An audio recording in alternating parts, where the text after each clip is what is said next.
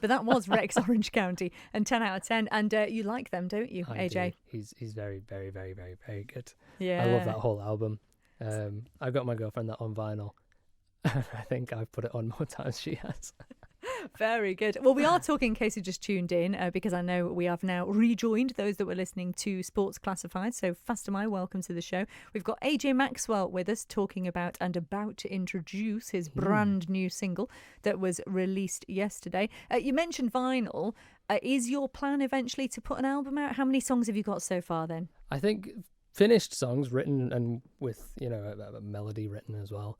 I'd say I've got another 10, maybe 12 more songs. That's an album's worth. And then a bunch of half-written, discarded songs that I will return to. I will, I promise.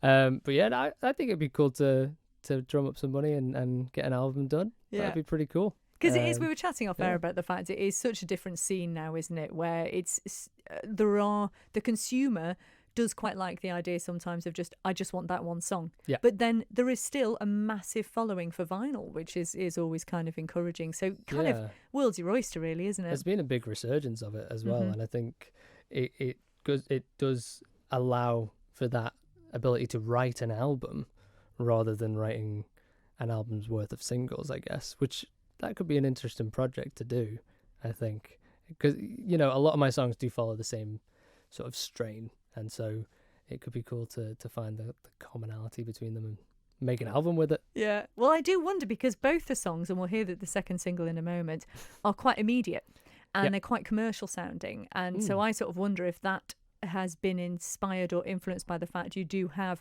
a marketing company in a way with Glassline Media, with the video, so you sort of know what is going to hit immediately. I suppose so. I think I consume a lot of music as well.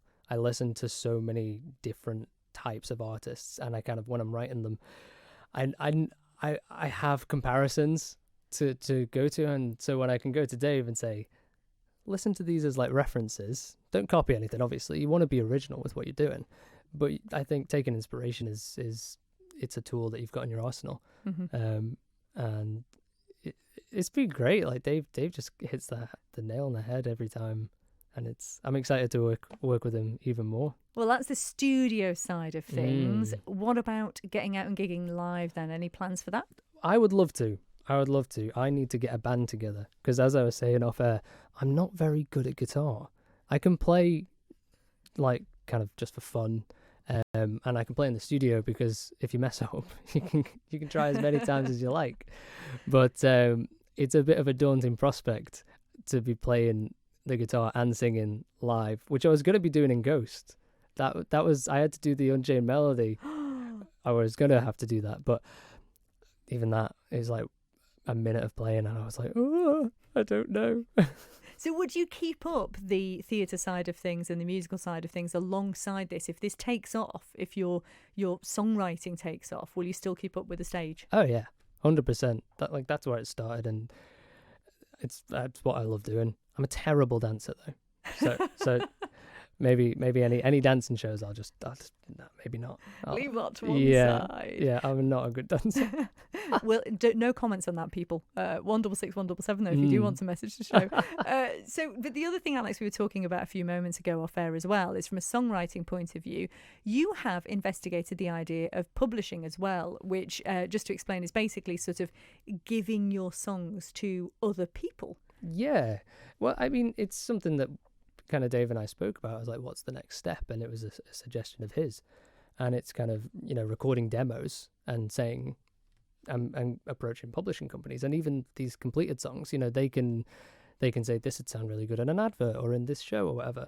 And they'll take it as is and use it that way. And then you get paid for that. Or they'll take the demos and say, who'd sound really good singing this? And they'll approach a label or an artist themselves.